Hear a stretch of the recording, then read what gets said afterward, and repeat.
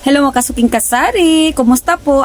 Busy day kayo ang tendera karon no? So inyong tendera forever na busy si Aling Arlene kay tungod sa online selling no? Sa as usual yung katong sa Yakult. So karon adlaw happy kay ko kay niresulta gyud ako ang pagtiyaga og kanang reply sa ato ang mga inquiries dito sa marketplace, sa mga groups no, sa mga online groups. So nagasulod po ta didto. So mao na karon murag tagsara kay ko maka aning harap-harapan nga istorya kay medyo na busy jud ang inyong tendera karon sa online selling no. So aside from diri naputay mga kasuking kasari nato nga ginahaturan dito sa Mabaw, katong ginapasabay nato sa mga order nila sa beer, sa soft drinks nila, katong ginadeliveran ni Bossing. So nagapasingit po na sila dito. Ay wait lang, may tao. So we're back again. Yes, bali kuan gini siya kani ngani maguni grabe ka demand karon ang Yakult jud bitaw. So nada ko i-share no kato daing previous nako nga mga post, mali day ito, dapat di ay ang kanang Yakult day dapat naka-chiller gyud siya no. So natay sipiat didto. So sa karon naka lesson learn na ta nga dapat gyud day ang Yakult na sa chiller.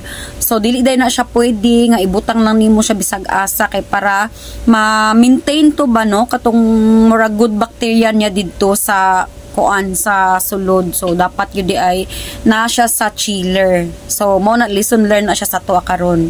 Kay mo biyan ang purpose sa Yakult no kanang para sa ato ang intestine. So na siya ay good bacteria nga makatabang sa ato ang digestion. So mo din ang purpose ana. So okay lang at least di ba pag kuan natay natun-an no habang ano manggutaan ni nga negosyo padayon taan ni at least ang learning nato ano pod no padayon. So karon happy kay ko kay gusto na ko i-share kay tungod murag daghan ako ang na-release karon no na naka-release ta karon og more than 40 case in a day lang. So unta tuloy-tuloy na bali mo ni siya ang purpose diri sa amo ang chiller. Bali na mi chiller isa, duha, tulo, upat.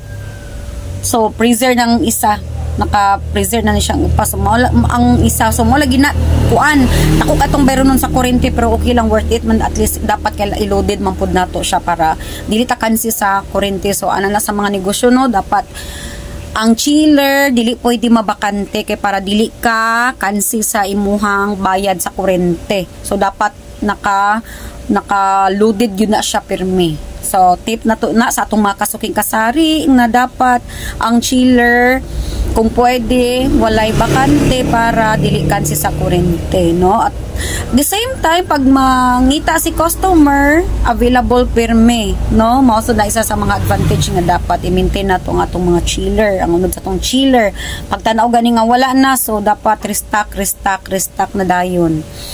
So mao to mga kasuki no. So happy kay ko, gusto lang ako i-share nga karong adlaw naka sold out ta og more than 40 case Yakult as of today lang. So dako kay akong pasalamat sa akong mga kasuking kasari. Wala pala ito labot no tong pangdala ni Bossing, wala na ko to naabot og kwenta. Ako ang nakwenta lang katulang sa mga na online selling nako karong adlaw. So aside from that naigi dala si Bossing dito sa iyahang mga sa ato ang mga kasuking kasari nga pasingit sa mga order nila sa ginahulsil na sa tuang sa mga beer o soft drinks. So unta tuloy-tuloy no.